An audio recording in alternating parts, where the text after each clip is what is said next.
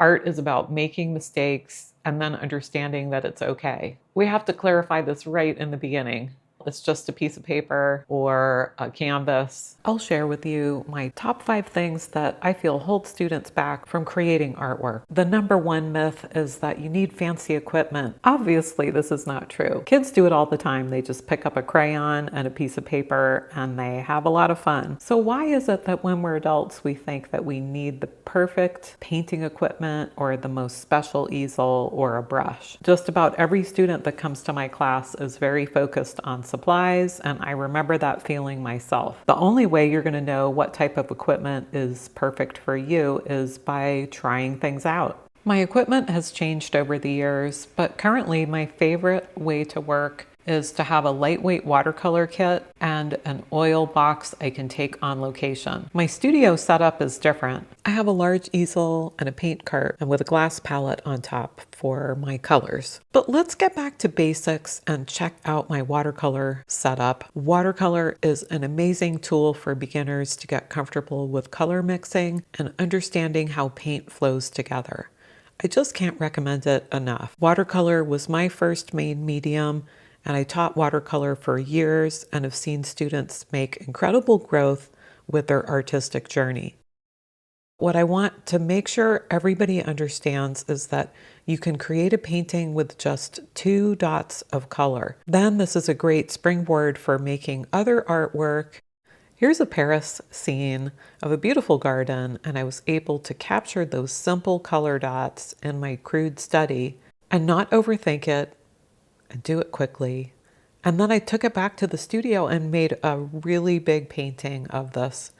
And I had the confidence to do the painting because I had done this simple study on location. Starting to play with your color and understanding which paint tubes you might want to have on your palette is really important. Here I've made a chart with my main colors, and whether it's in oil or watercolor, I always like to have a primary palette with a collection of warm and cool of each color. That quite simply means that for yellow, I will have 2 yellows. For red, I will have 2 reds, and same for blue. Each one could be a warm and cool. There's a lot more to say on this, and we can certainly dive into color theory, but probably I'll save that for another video. If you'd like to know more about seeing warm and cool colors in the landscape, I do have a video that explains that a bit more, so I hope you check it out. I try not to have too many colors because it can just make things confusing. Here's a closer look at my oil set. Shown here is the same idea of warm and cool of each primary color. I don't need all of these colors, but I've found in the field that having the split primary palette is really useful to me because it allows me to mix a full range of color. For beginners, I would suggest, remember there's no right or wrong for supplies. If you feel like more color makes you happy, great. A lot of teachers and artists advocate a limited palette or even working in grayscale. I just like color so much that that always felt like depressing advice. So again, tailor all art advice with what feels good for you. I do have links to my supplies in both watercolor and oil.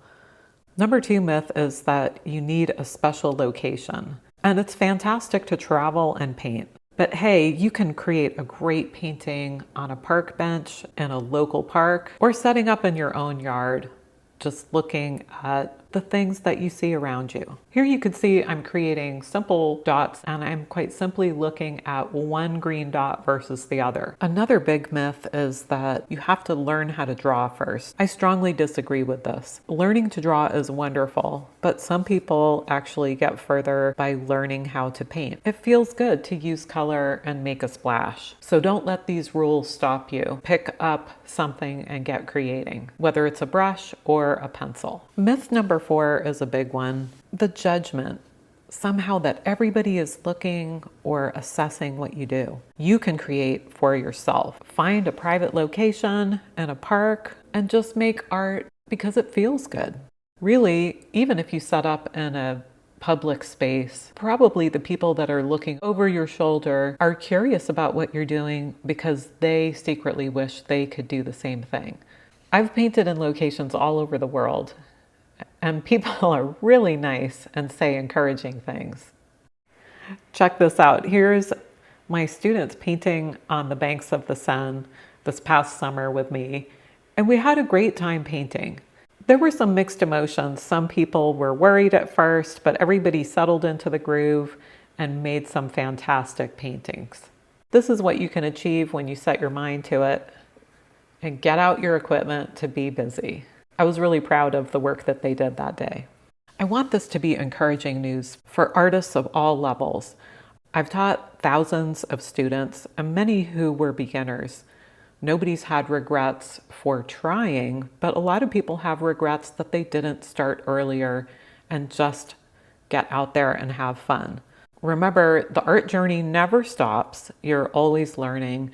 That's not bad news. That's the fun part, to keep creating and keep learning. Being outside in all types of weather conditions is a great way to learn, regardless if the painting turns out or not. It's more about learning directly from nature. Number 5 is that there is a secret or special knowledge to making successful drawings or paintings, and that you need insider knowledge in order to make something. This is a bit more complex than just a yes or no answer, and it's kind of in a category all by itself because nobody was born painting. We're learning whether it's through self-discovery or by education. You don't need special knowledge just to make a mark and create. However, there are ways to learn more and to become a better artist. There's a lot of tools available to artists today. Books, classes, workshops, and of course here on YouTube. We're pretty lucky. The learning opportunities that we have today are much more than artists had in the past. Art is really about your individuality, but with a community such as what's happening here on YouTube, it's a great way to share ideas and learn from each other. So do make art for your own reasons, but be present and try out some new things. You might be surprised at how that opens up some new doors for you. But regardless of how you choose to paint and what material you decide to try out, it's more of a point of exploration and kind of problem solving. That's often what I think of when I'm working on a big painting and I take a field study into the studio.